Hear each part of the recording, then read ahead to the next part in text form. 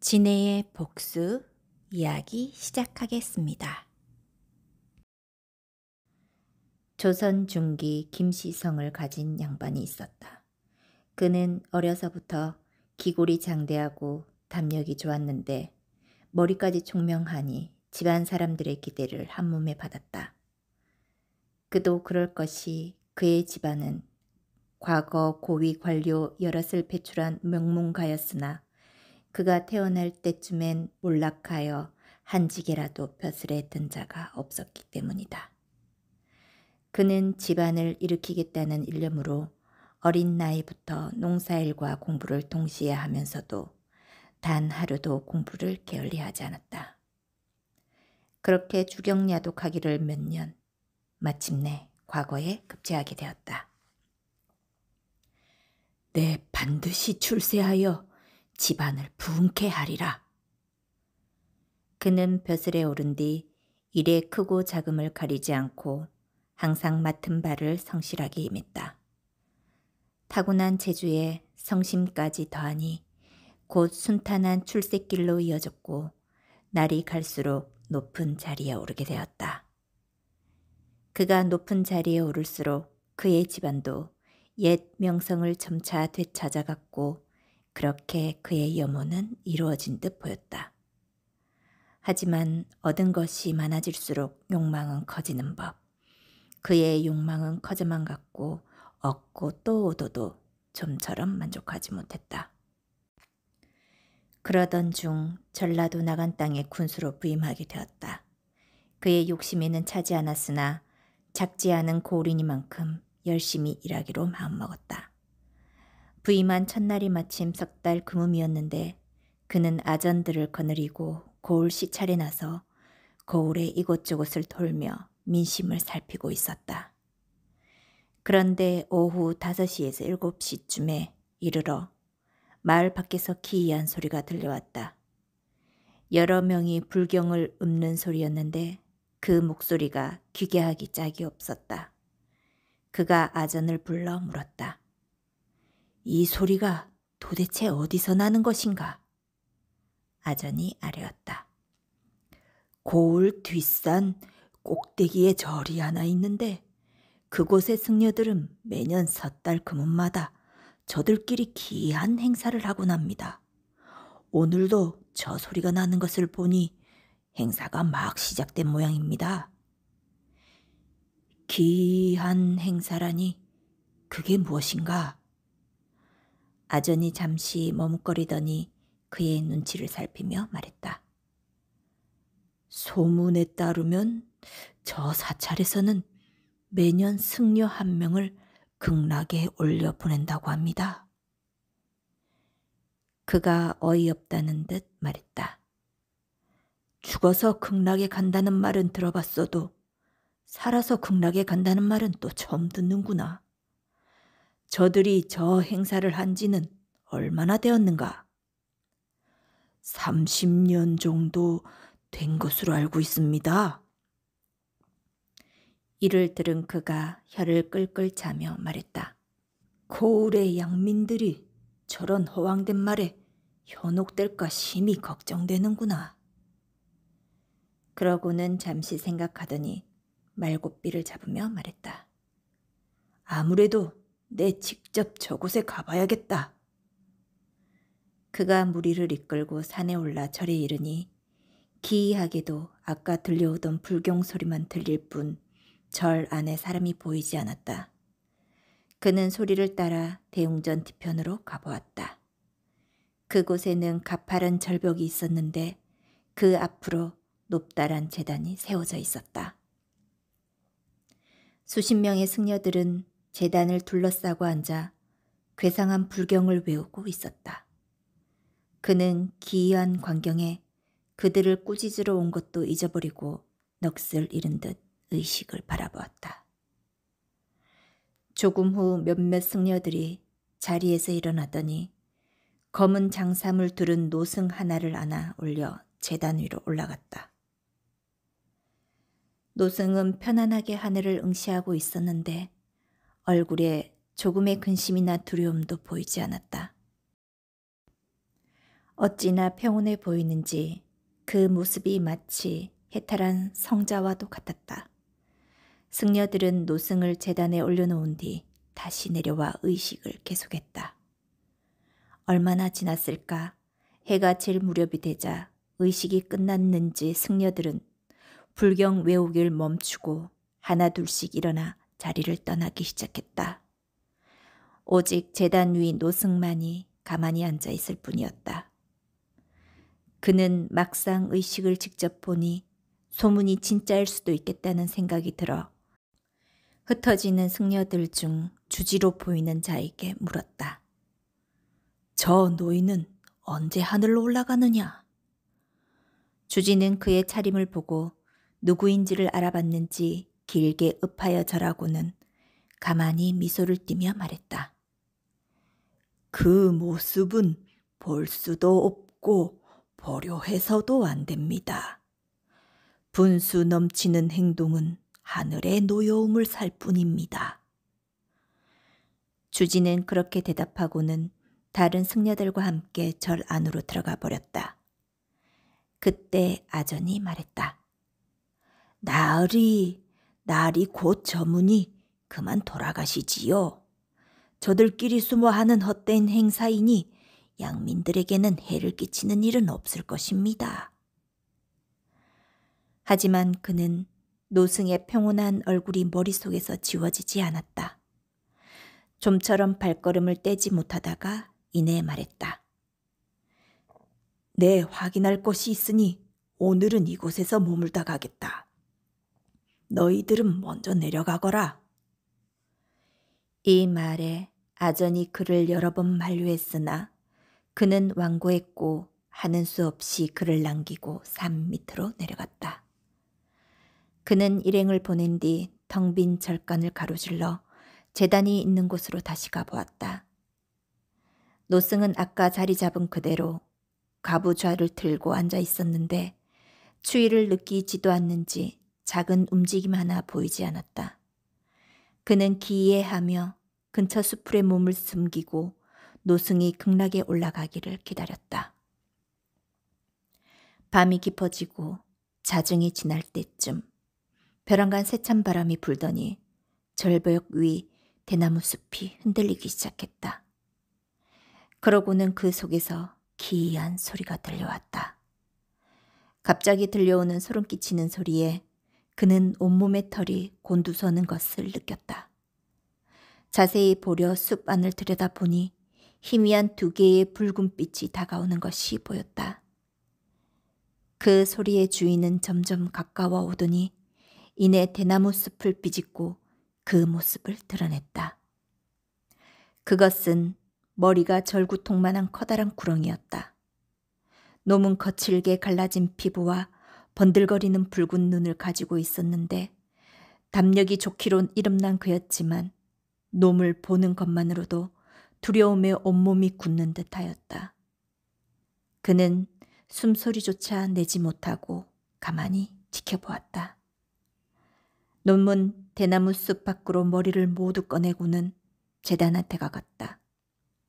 노승은 뒤에 무엇이 있는지 돌아볼 생각도 없는지 여전히 평온한 표정을 짓고 있을 뿐이었다.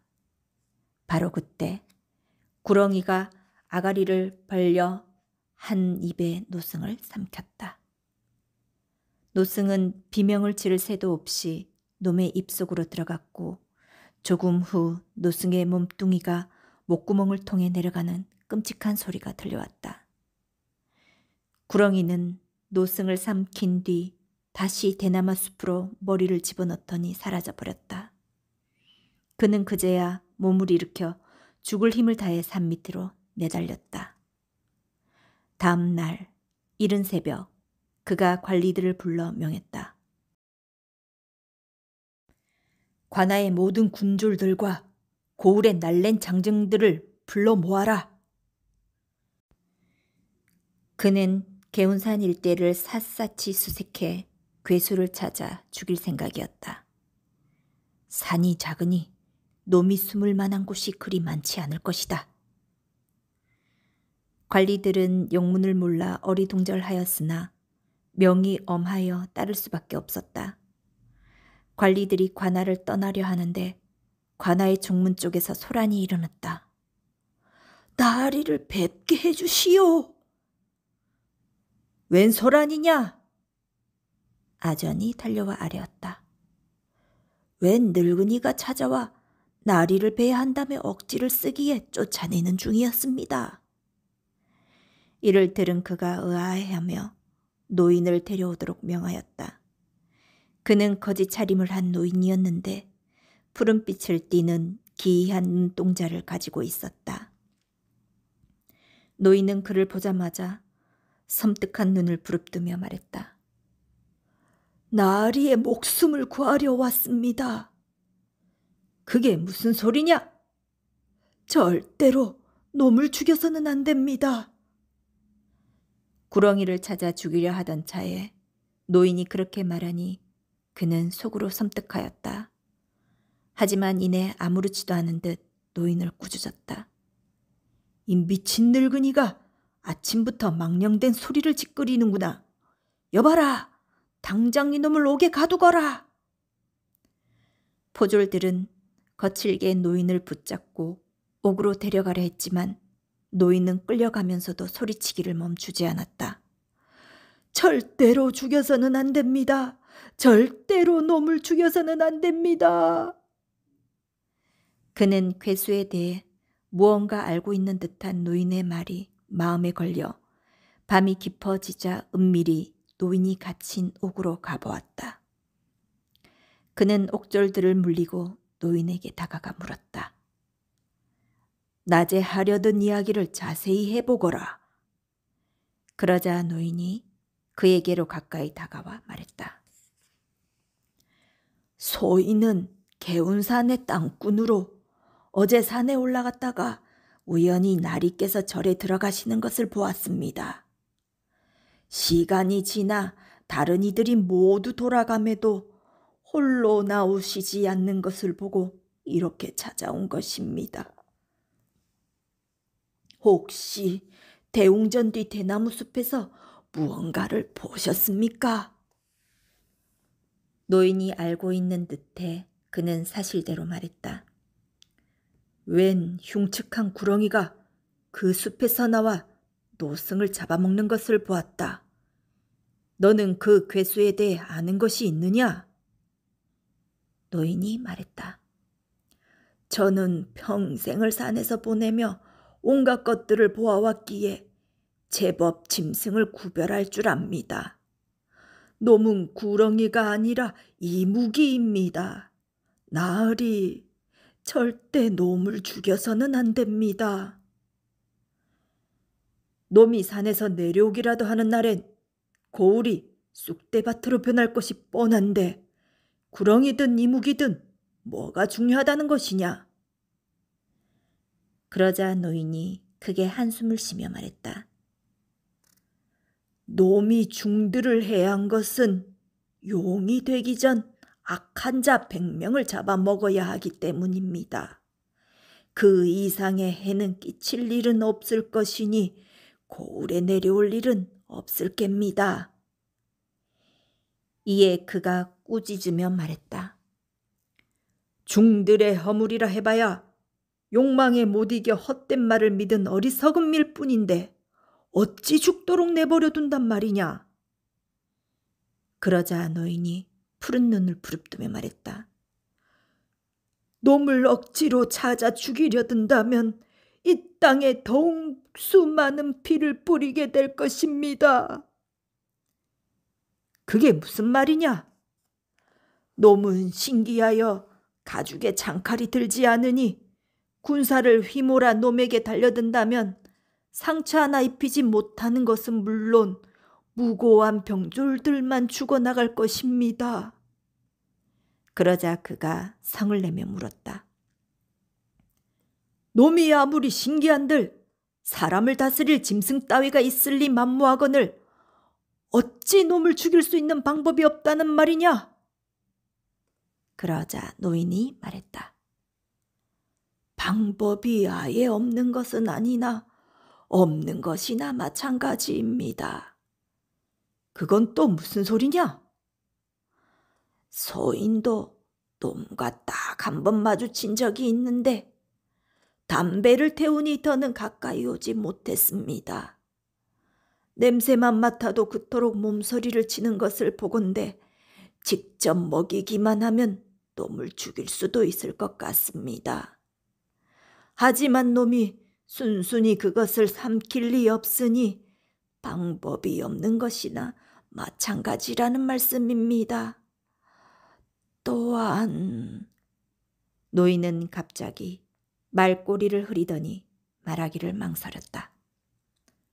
또한 무엇 말이냐?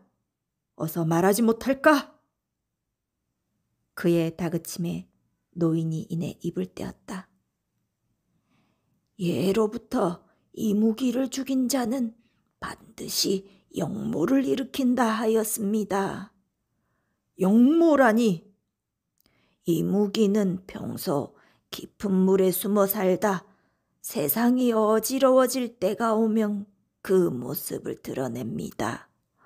영웅이 나타나 그 이무기를 죽이면 그 사람은 새 왕조를 일으키게 됩니다. 허나 지금은 때가 아닙니다. 썩을 대로 썩어 힘이 다했던 고려와는 달리 이 나라는 아직 그 덕과 힘이 다하지 않았으니 이무기를 죽여 영모를 꾀하게 된다면 반드시 많은 피를 흘리게 될 것입니다. 노인은 그에게 애걸하듯 정했다. 나으리, 절대로 놈을 죽여서는 안 됩니다. 그는 가만히 무언가를 생각하더니 대뜸 성을 내며 소리쳤다. 어디서 그런 망령된 소리를 짓거리는 것이냐? 날이 밝는 대로 군령을 어지럽힌 내 죄를 중히 물을 것이다. 그러고는 소매를 떨치고 옥을 떠났다. 영모를 일으킨다 함은 왕이 될 수 있다는 뜻이 아닌가? 집에 돌아온 그는 잠에 들지 못하고 한참을 고민하였다. 그러다 다시 몸을 일으켜 옥으로 향했다. 그러고는 옥사에 횃불을 던졌다. 불은 순식간에 옥사를 휘감았고 이내 옥에 갇혀있던 이들의 고통스러운 비명소리가 들려왔다. 그는 이 소리를 외면하고 발길을 돌려 집으로 향했다. 다음 날 그가 관아에 도착하니 옥사 근처에 사람들이 몰려 어수선거리고 있었다. 그를 본 아전이 달려와 아뢰었다. 간밤에 화재로 옥사가 모두 불타버렸는데 불길이 어찌나 거셌는지 그 안에 있던 죄수들의 시체를 알아볼 수 없을 지경입니다. 그가 태연히 대답했다. 그런 일이 있었느냐? 소란스럽지 않게 잘 수습하라. 그는 그날부터 오래된 곰방대를 모으기 시작했다. 오래된 곰방대라면 먼 곳 가까운 곳을 가리지 않고 찾아가 모두 거두어들였고 그렇게 꼬박 1년을 모으니 그간 모은 곰방대가 마당을 가득 메울 정도에 이르렀다. 정초가 다가오니 그는 그동안 모은 곰방대들을 모두 부숴 그 안에 있는 담뱃진을 긁어모았다. 그러고는 그것을 사람의 형태로 빚고 겉을 종이로 감싸 옷을 입혀놓으니 얼핏 보면 사람의 형체처럼 보였다. 섣달 그물날 그는 홀로 개운산의 절로 향했다. 그는 절에 도착하자마자 주지를 불렀다. 나으리, 그간 안녕하셨습니까? 그는 주지의 인사에 대꾸도 하지 않고 대뜸 말했다. 올해는 내가 극락에 올라가야겠다. 이런 난데없는 소리에 주지가 난색을 보였다. 한 해에 극락에 갈 수 있는 자는 오직 한 사람입니다. 소승들도 순서를 정하여 나이가 많은 차례로 올라가고 있습니다. 그가 더는 듣지 않고 소리쳤다. 닥쳐라! 내 놈이 감히 내 말에 토를 다는 것이냐? 명을 따르지 않는다면 이 절간을 부술고 내 놈들을 모조리 끌어낼 것이다. 그가 그렇게 나오니 주지도 더는 그의 뜻을 거스르지 못하고 의식을 준비하였다. 의식이 끝난 뒤 모든 승려들이 건물 안으로 들어가자 그는 미리 준비해 두었던 인형을 꺼내어 제단 위에 올려놓고는 풀숲에 숨어 이무기가 나타나기만을 기다렸다. 얼마나 지났을까? 자정이 조금 지나니 작년과 같이 대나무 숲 사이로 소름 끼치는 소리가 흘러나오기 시작했다.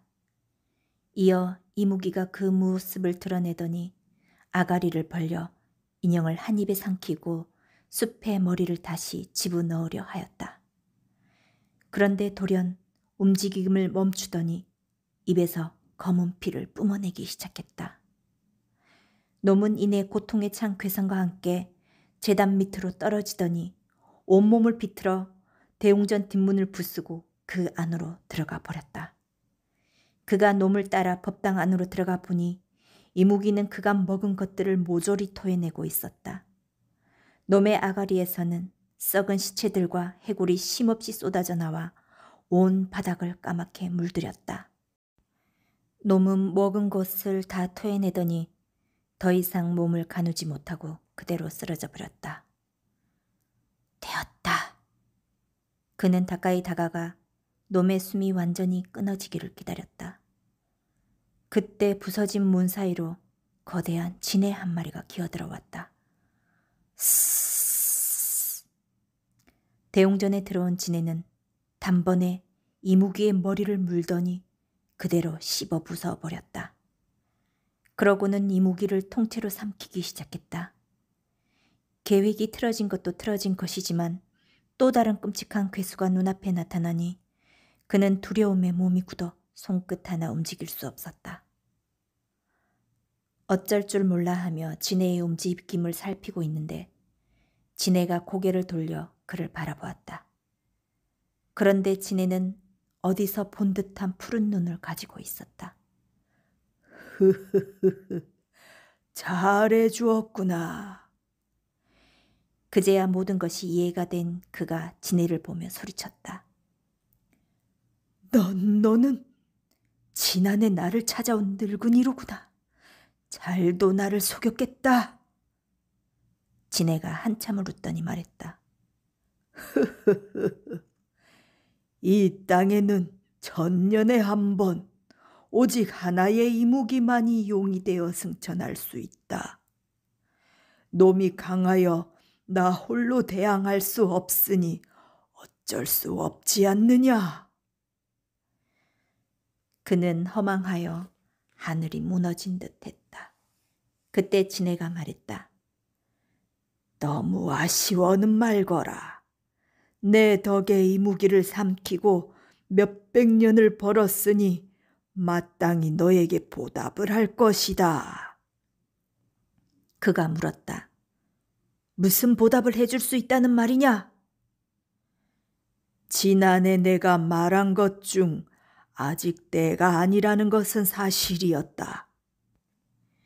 너를 왕으로 만들어주지는 못해도 너의 자손을 왕으로 세워 집안을 왕가로 만들어줄 수 있다.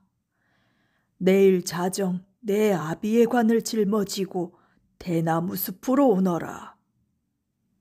진해는 그렇게 말하더니 대웅전 밖으로 사라져버렸다.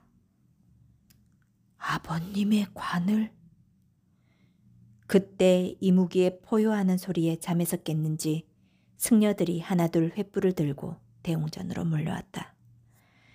그들은 대웅전 바닥에 낭자한 핏자국과 시체들을 보고는 놀라 물었다. 나으리, 이것들이 다 무엇입니까? 그는 잠시 생각하다 이내 그들을 꾸짖었다. 이 어리석은 놈들아, 그토록 가고자 하는 곳이 고작 산짐승의 아가리였더냐? 그게 무슨 말씀이신지요? 밤새 제단에 앉아있으니 커다란 산짐승이 달려들어와 나를 한 입에 삼키려 들었다. 너희가 매년 제단에 올린 중들은 극락에 간 것이 아니라 요망한 짐승에게 잡아먹힌 것이다. 내 오늘 밤 놈을 죽이지 않았더라면 너희는 차례로 놈의 먹이가 되었을 것이다. 그러고는 승려의 손에 들린 횃불을 빼앗아 대웅전 바닥에 던져버렸다. 그러자 승려들은 불타는 대웅전 앞에 주저앉아 어린아이처럼 통곡하기 시작했다. 그는 그런 승려들을 뒤로하고 산 밑으로 내려갔다. 다음날 해가 질 무렵 그는 아버지의 무덤을 파헤쳐 관을 꺼내 짊어지고는 대나무 숲으로 향했다. 그곳에 관을 놓고 조금을 기다리니 자정쯤에 이르러 소름 끼치는 소리와 함께 진해가 그 모습을 드러냈다. 진해는 그가 가져온 관을 보더니 말했다. 따라오너라. 그는 아무 말 없이 관을 메고 진해를 따라 산길을 올랐다. 얼마쯤 지났을까? 한 봉우리 중턱에 이르러 진해가 갑자기 멈추더니 돌아서 그를 보았다. 여기서부터는 나 혼자 가야 하니 너는 관을 두고 먼저 내려가 있거라. 관을 두고 가라니 그게 무슨 말씀이시오? 오늘 약속한 대로 내 아비의 관을 왕이 나올 명당에 묻어줄 것이다. 허나 남에게 명당 자리를 알려주는 것은 정기를 누설하는 것이니 너에게 그 자리를 보여줄 수는 없다. 걱정 말고 어서 내려가 있거라. 그는 의심이 가득 차올라 두려움도 있고 진해에게 맞서 말했다. 그렇다고 어찌 아버님의 관을 남에게 맡기고 떠날 수 있다는 말이오?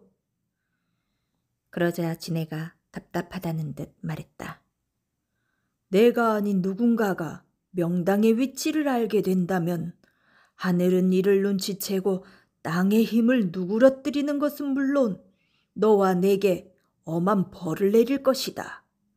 그래도 싫다면 나는 상관없으니 관을 가지고 돌아가도 좋다. 진해가 그렇게 나오니 그는 잠시 생각하다 하는 수 없이 관을 두고 홀로 산길을 되돌아갔다. 그런데 산길을 내려가던 중 관을 두고 온 쪽에서 돌연 나무가 쪼개지는 소리가 들려왔다. 순간 그의 마음속에 다시 한번 의심이 솟구쳐 올랐다. 중놈들도 구렁이에 속아 매년 놈에게 스스로 목숨을 바치지 않았던가. 그는 결국 의심을 이기지 못하고 발길을 돌려 진해가 있는 곳으로 다시 향했다.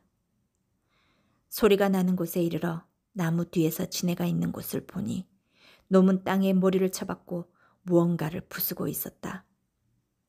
자세히 보니 진해는 구덩이를 파고 있었는데 관은 그 옆에 그대로 놓여 있었다.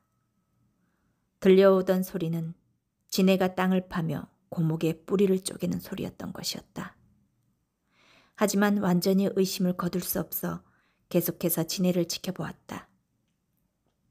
진해는 땅을 다 파더니 그곳에 관을 가지런히 내려놓고 흙으로 구덩이를 덮기 시작했다. 그제야 진해의 말이 거짓이 아님을 알고 서둘러 대나무 숲으로 내려갔다. 조금 뒤 진해가 모습을 드러냈다. 분명히 보지 않았겠지. 그가 거짓으로 대답했다. 그렇소. 진해가 말을 이었다. 명당은 내 손자대에 발복하여 집안을 크게 일으킬 것이다. 그러고는 숲으로 돌아가려다 문득 무언가가 생각났는지 한 가지를 덧붙였다. 아, 내가 해줄 간단한 일이 남아있다. 그게 무엇이오? 하늘이 열리기까지 앞으로 몇십 년 남지 않았다. 때가 되면 나는 다시 이 근방에 나타나 악한 자들이 끊이질 않는 곳에 자리를 잡고 그들을 취할 것이다. 그때쯤이면 너는 이미 높은 자리에 올라 있을 테니 이를 소란스럽지 않게 잘 덮어주었으면 하는구나. 내가 내 아비의 관을 명당에 묻은 것이 쉬웠듯 파내는 것 또한 어렵지 않으니 허튼 생각은 하지 않는 편이 좋을 것이다. 그가 대답했다. 알겠소. 내 마땅히 그리하리다. 그러자 지네는 만족스럽다는 듯 웃으며 숲속으로 사라져버렸다. 괜한 의심으로 명당의 힘을 더럽혔을까 걱정이로다. 그는 그날 후로 거짓말처럼 출세길에 올라 승승장구하기 시작했다. 모든 일은 순탄하게 풀렸고 집안에도 경사가 이어져 몇 해 뒤에는 총명한 아들을 얻기도 하였다. 하지만 그는 그토록 원하던 출세를 하는 중에도 지난날 지네의 말을 어기고 명당을 본 것이 못내 꺼림직하였다. 그 불안함은 자리가 높아질수록 더해져 나중에는 매일 밤 자리를 빼앗기고 집안이 몰락하는 악몽에 시달리게 되었다. 이에 개운산을 샅샅이 뒤져 지네의 흔적을 찾으려고도 해보았으나 모두 소용없는 짓이었다. 그렇게 30년이 지나고 그도 나이가 들어 벼슬에서 내려와 집에서 머물게 되었다. 그러던 어느 날 괴상한 소문이 들려왔다. 옆 골원님이 또 사라졌다네. 글쎄 그러게 말을세. 이게 벌써 몇 명째인가? 이를 들은 그는 사람을 시켜 자세히 알아보도록 하였다. 얼마 후 내용을 들어보니 몇 년 전부터 옆 고을에서는 섣달 그문마다 원님이 홀연히 사라지는데 괴수가 나타나 잡아간다는 소문이 돌아 아무도 그 자리를 맡으려 하지 않는다는 것이었다. 때가 되면 나는 다시 이 근방에 나타나 악한 자들이 끊이지 않는 곳에 자리를 잡고 그들을 취할 것이다. 놈이 돌아왔구나. 그는 급히 아들을 불러일렀다. 내가 옆 고을의 원을 맡겠다 하거라. 아들이 의아해하며 물었다. 그곳은 매년 괴수가 나타난다는 소문이 있는 곳이 아닙니까? 이는 소문이 아니라 사실일 것이다. 놈은 석 달 그뭅에 나타나는 괴수로 내 오래전 놈을 본 적이 있다.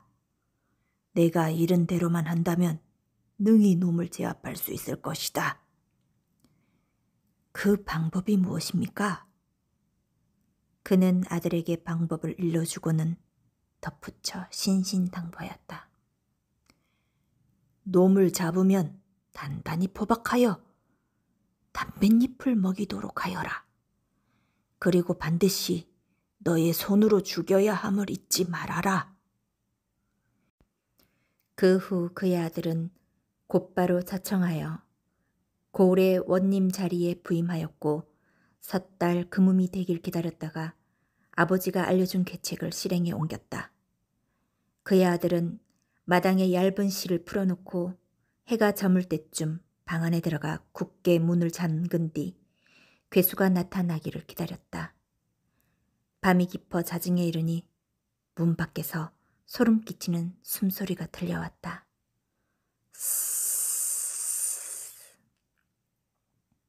괴수가 내는 소리가 점점 가까워지자 그의 아들은 미리 준비해둔 담뱃잎에 불을 붙였다.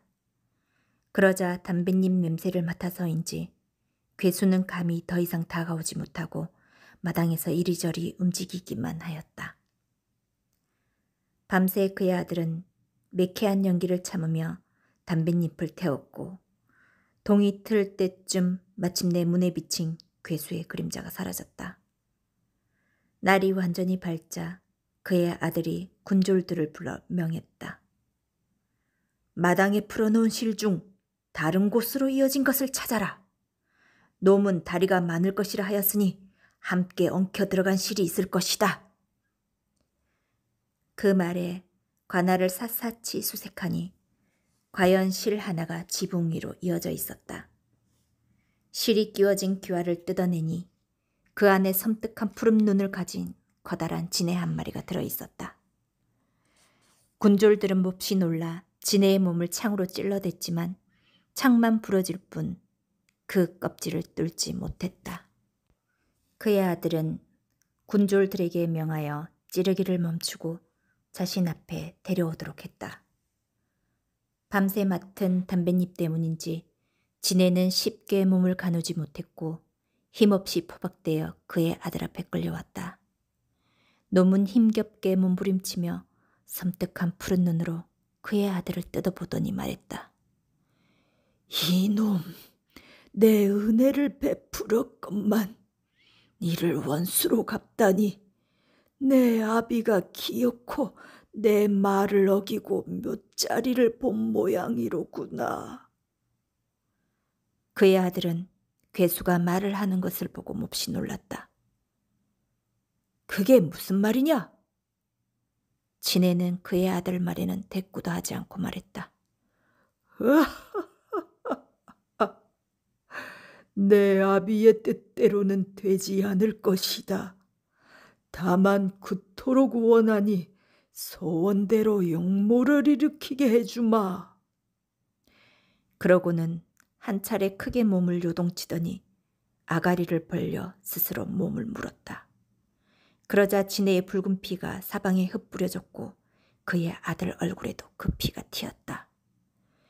이런 요망한 놈을 보았나? 그의 아들은 급히 담뱃잎을 들어 진해의 아가리 속에 집어넣으려 했다. 하지만 진해는 이미 숨이 끊어진 뒤였다.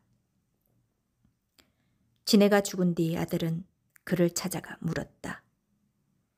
괴수가 죽기 전에 이르길 용모를 일으키게 해주겠노라 하였습니다.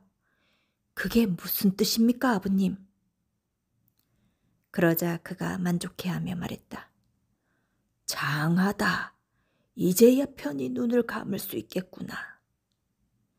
그러고는 아들의 무릎에는 대답하지 아니하였다. 아들이 재차 물었다. 아버님, 일전에 괴수를 만나셨을 때 무슨 일이 있었습니까? 그러자 그가 대답했다. 앞으로 집안이 귀하게 일어날 것인데 그런 것이 무엇이 중요하겠느냐. 진해가 죽고 고을이 안정되니 그의 아들은 그제야 식솔들을 불러들였다. 그런데 오랜만에 본 아내가 이상하다는 듯 그의 아들 얼굴을 보며 말했다. 서방님, 얼굴에 못 보던 점이 하나 생겼습니다. 과연 얼굴을 비추어 보니 이마에 붉은 점이 하나 생겨 있었다. 그것은 진해가 죽을 때에 튀었던 핏방울이었다. 그의 아들은 점을 여러 번 닦아보았으나 아무리 문질러도 사라지지가 않았다. 그는 몹시 불안하였으나 시간이 흘러도 별다른 일은 일어나지 않았고 진해가 다시 나타났다는 소문도 없어 점차 잊고 살아가게 되었다. 그러다 그의 며느리가 아이를 갖게 되었는데 어느새인가 보니 아들의 얼굴점도 사라지고 없었다. 아들은 기뻐하며 자신의 아이가 태어나자 스스로 점이 사라지며 생긴 아이란 이름을 지으니 바로 김자점이었다. 영모를 일으키게 해주겠다는 진해의 말대로 김자점은 인조 반정의 공신으로 광해군을 몰아내는 데 앞장섰고 효종 때는 북벌 계획을 청에 밀고 하여 조선을 위기에 빠뜨렸으며 이후에는 결국 아들 손자와 함께 용모를 일으키려다 사지가 찢기고 목이 잘리는 형벌을 받게 되었다. 또한 그의 집안 사람들 모두 죽임을 당하거나 노비로 전락하고 김자점의 부친과 조부도 관에서 꺼내져 목이 잘리는 부관 참시를 당하게 되었으니 이는 진해의 보복이 아니었을까 싶다.